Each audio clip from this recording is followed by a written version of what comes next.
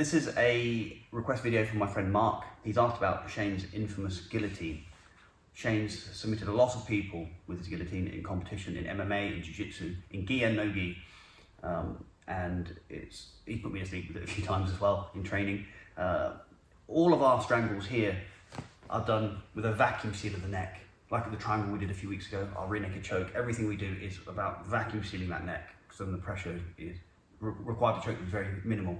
I'll hand over to Shane and he'll talk you through how he does it and his setups. Cool, thank you. So for me, when I started working on the guillotine, traditionally if I put me on his knees here, if you put your hand anywhere near somebody's neck, what they'll do is they'll always put their hands in. Jiu-Jitsu's been around for so many years now that this is so rudimentary. The minute I put my hand in here, he will at least attack with one hand. You'll find this happens all the time. And then you'll find most people that do guillotines of any quality from here, and there are lots of good people that can guillotine from here, but they're retrofitting it into the fact that he's already got a hand in. So they'll put their hands together, they'll jump into it, they'll try and pull down here, but you'll find guys will jump into half guards and dive across and things will fall apart. So just naturally, when you put your hand in front of somebody's eyes, their hands will go in. I found a lot of success from the sort of under-over position here, where all I would simply do, and I will give a shout out to Cody McKenzie for his fisherman's guillotine all those years ago, I would drop my hand to the floor and it would almost be that the guys wouldn't see it. And my aim was to put my elbow right in front of their throat and drive my hand up here.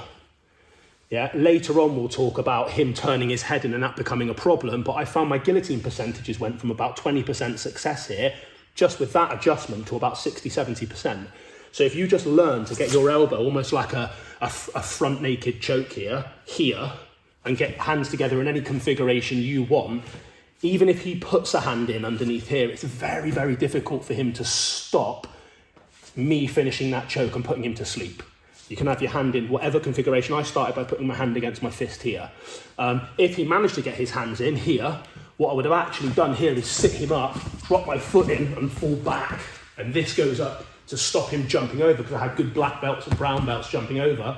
And then from here, which we'll discuss in a second, how I'm vacuum sealing it, I'd duck under here and squeeze it.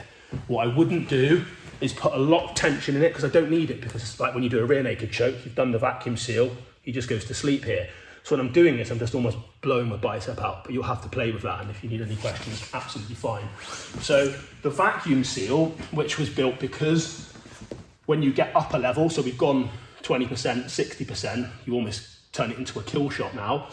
I try and line him up with my hip here, because now he doesn't have any movement. People that are good at escaping chokes and trying to get their hand in here will start to delay a little bit here with their hand, and then they'll turn their head across and do that like peek out escape. So I don't know if you want to come round to here just a second, but what I then tried to do, especially if we were saying a guard, I would pull him down to my hip here before I reached under the sofa.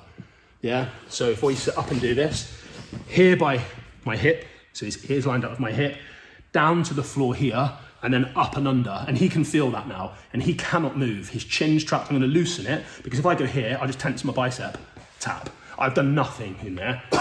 Sorry, I've done nothing in there, so I'm not going to loosen it, but I'm going to say that becomes a kill shot. What you do with your hand becomes largely irrelevant now. You will finish this, but you won't have 100% finish. This hand's now free. I can drive him onto his side, I can jump over the top of him, I can finish it in mount. I've just got so many options to finish it on him. But the key critical detail is that his ears here are lined up here. I reach underneath here, and then it's almost game over. All I do is punch that up here. My hand, I rest on the back of his shoulder. You can choose your own configuration, but it's nice to have this free to do whatever you want. And you can fall into the same position again and wrap him up and finish. Just one last detail. I don't pull back. I turn my lap underneath. He'll always try and square me up. The danger of a guillotine when I'm here is as I try and create that angle, he keeps squaring my hips up and I can't apply it, so he keeps squaring up. Here I can't apply it. So the reason I go almost like Nate Diaz, and it was an inspiration as well, is I'm in here, and as he tries to square me up, I'm turning myself under. Yeah, what Lee mentioned sometimes about me putting myself in side control, but I have my foot across here, up and over the back, and I'm turning myself under to finish it. I think that's all the details, probably a bit long, but if you've got any questions, give me a shout. Yeah, hope that helps.